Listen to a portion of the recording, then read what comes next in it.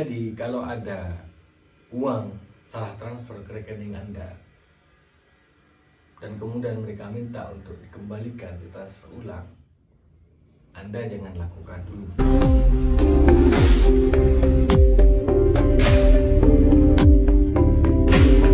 Assalamualaikum warahmatullahi wabarakatuh. Selamat pagi dan salam sejahtera untuk kita semua. Tetap semangat, jangan stres, kerjakan doamu dan doakan kerjamu. Baik, untuk kali ini saya ingin memberikan beberapa ciri-ciri mengenai pinjol ilegal yang harus diwaspadai oleh teman-teman, dan berikut juga mengenai bagaimana cara mereka merekrut karyawan, termasuk juga bagaimana caranya mereka melakukan penipuan dan juga ancaman dalam penagihannya. Baik, setidaknya yang saya akan sampaikan ini sudah saya kantongi dari beberapa referensi, termasuk dari berita CNBC, Kompas, misalnya juga CNN dan segala macam, juga terhadap beberapa klien yang udah kami wawancarai, termasuk juga yang melaporkan, seperti itu ya. Yang pertama, mengenai dari ciri-ciri pinjol ilegal. Jadi pinjol ilegal itu biasanya ketika dia melakukan proses verifikasi, ketika ada pengajuan, dia meminta 5 poin. Yang pertama, dia minta akses kontak.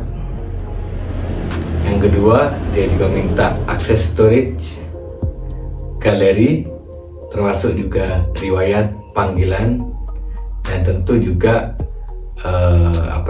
kontak darurat ya. Dan 5 poin ini akan dijadikan sebagai bahan untuk mereka melakukan analisis mengenai berapa banyak uang yang akan dicairkan oleh pinjol ilegal. Memang tidak semuanya sama, tetapi pinjol ilegal karena dia tidak memiliki aturan dan juga legalitas dari otoritas jasa keuangan, dia mengandalkan konsep ancaman, kemudian juga proses tracing, dan tentu juga dia melihat dari akses kontak tadi ya. Jadi kalau ini dilihat bahwa dari HP yang dia pegang, dari data yang udah dia temukan, ini semacam orang kaya atau orang yang berpengaruh, atau juga orang yang memang kartunya lama dan akses kontaknya juga sudah penuh, biasanya mereka akan memberikan pinjaman yang banyak. Kemudian yang kedua, cirinya adalah, kalau tadi kan berikut mengenai minta akses ya, ini yang kedua, dia itu tidak jelas dalam memberikan ketentuan bunga, termasuk juga denda, termasuk juga jaminan penjamin sistem keuangannya juga tidak tahu, tidak jelas. Dan anehnya ditemukan di bulan ini itu ada ribuan aplikasi pinjol ilegal. Kalau kita mendengar dari berita tahun lalu yang ditangkap di Semarang ya, mengenai aktivitas yang dilakukan oleh pengusaha entitas warga negara asing, waktu itu ditemukan, ditangkap, dia melakukan usaha istilahnya simpan pinjam, koperasi simpan pinjam, tentu dengan cara ilegal. Dan apa yang terjadi? Mereka memeras masyarakat yang terjebak oleh hutang, dan juga menjebak karyawan-karyawan untuk ikut terus datang menjadi bagian dari rekrutmen mereka.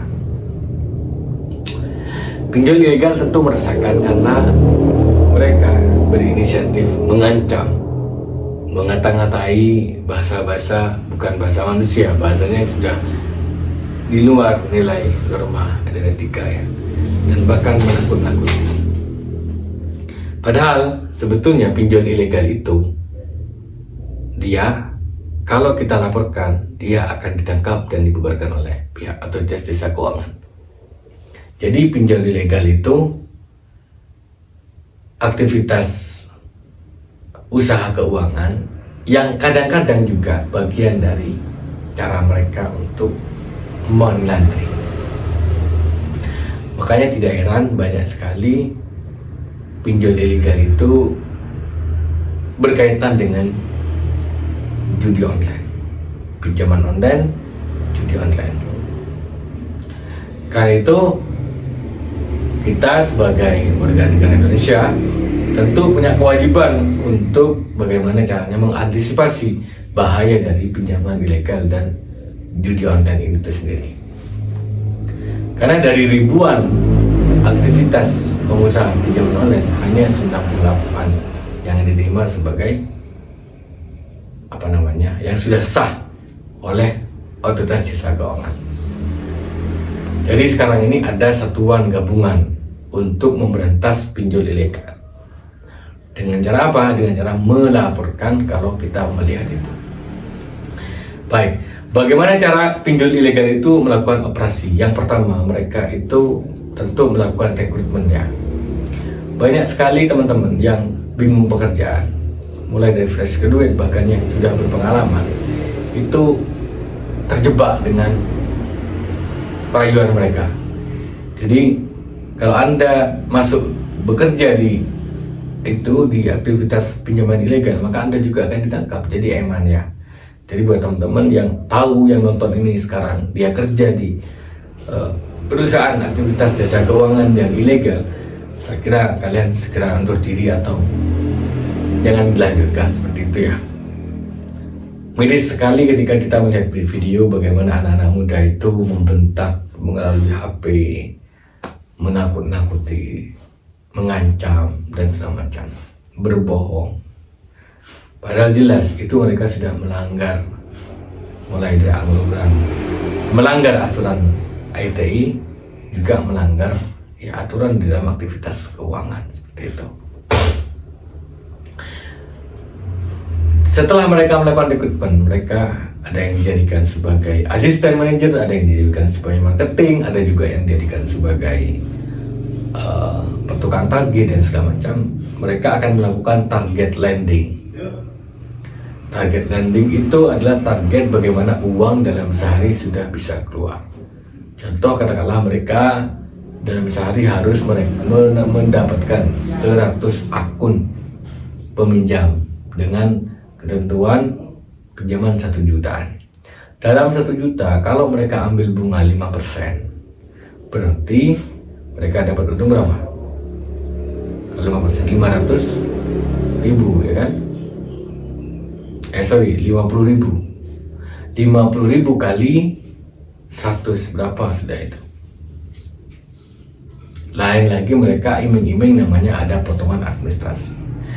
Jadi buat teman-teman yang saat ini terjebak oleh pinjol, ini kalian dengerin caranya ya. Baik, setelah mereka melakukan aktivitas lending, ada yang melakukan dengan cara kampanye iklan di Facebook, di Instagram, juga di beberapa medsos lainnya. Mereka ngasih iming-iming bahwa kalau kamu sumpek, ini silakan cepat, mudah, dan langsung cair.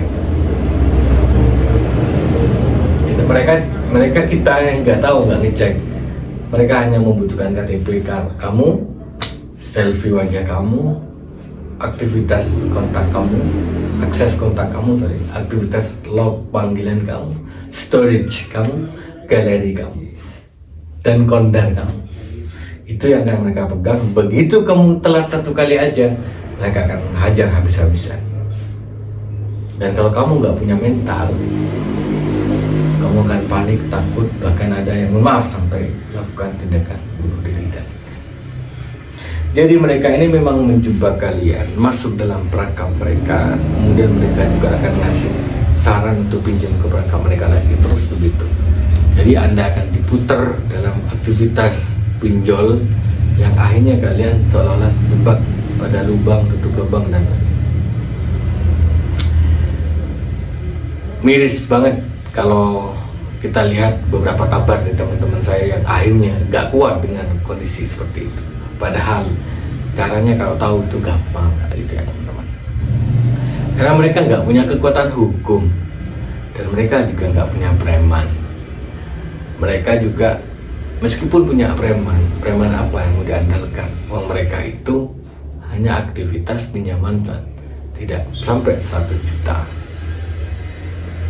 ya kan? Apanya yang kalian takuti? Takut itu mereka nakut-nakuti aja. Kemudian aktivitas mereka selain itu, ini yang marak terjadi saat ini, adalah modus salah transfer. Jadi kalau ada uang salah transfer ke rekening Anda dan kemudian mereka minta untuk dikembalikan, ditransfer ulang, Anda jangan lakukan dulu. Jadi sekarang ini lagi marak nih laporannya nih, bahwa ada orang salah transfer. Setelah itu kamu diminta KTP supaya tahu bahwa uangnya transfer ke sini. Selfie. Tidak tahunya kamu sudah dikasih sebagai nasabah pinjaman. Ada juga akhir-akhir ini marak banget ya, modus lowongan kerja. Modus lowongan kerja. Jadi orang-orang itu dipanggil dalam satu kegiatan interview, walking interview. Kemudian setelah itu kalian diminta KTP-nya dan mereka melakukan diam-diam menginstal aplikasi di HP kalian dan kalian disuruh masuk di situ, ternyata pinjaman. Bahkan ada yang melakukan penipuan berita yang kemarin ya. Ada juga iming-iming ini yang menarik ya, di TikTok ya, saya menemukan di TikTok. Jadi ada pesantren, katanya pesantren Al-Falah kalau gak salah, di TikTok itu di Jember katanya, itu pesantren itu akan membantu melunasi hutang-hutang Anda dan Anda tidak perlu terbebani oleh waktu.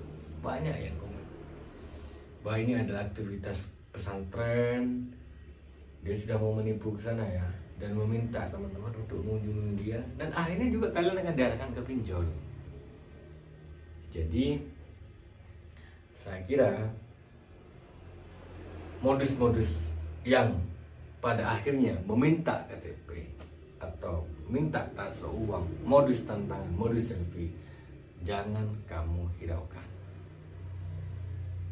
Dan bagi Anda yang sudah terjebak pada aktivitas pinjol ilegal, hapus kontak Anda. Kalau sudah terakses, telepon semua teman-teman Anda yang di catatan Anda.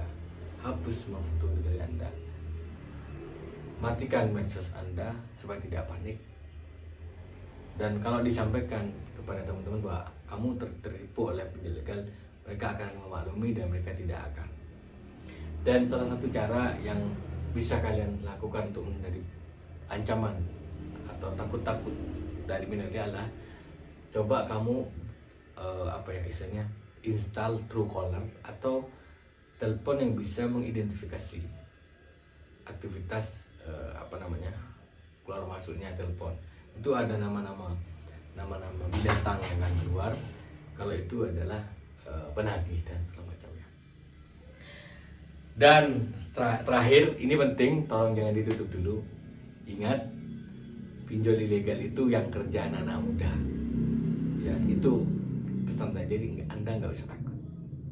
Maksudnya anak-anak muda itu begini, anak-anak muda yang juga tertipu, direkrut oleh mereka, dan mereka disuruh, ditekan untuk nakut-nakuti para debiturnya. Kalau Anda menemukan kasus ini, bantu komentar. Dan kebetulan saya juga kenal dengan orang otoritas jasa keuangan, jadi akan saya laporkan langsung atau kalian bisa melaporkan sendiri. Terima kasih. Assalamualaikum warahmatullahi wabarakatuh.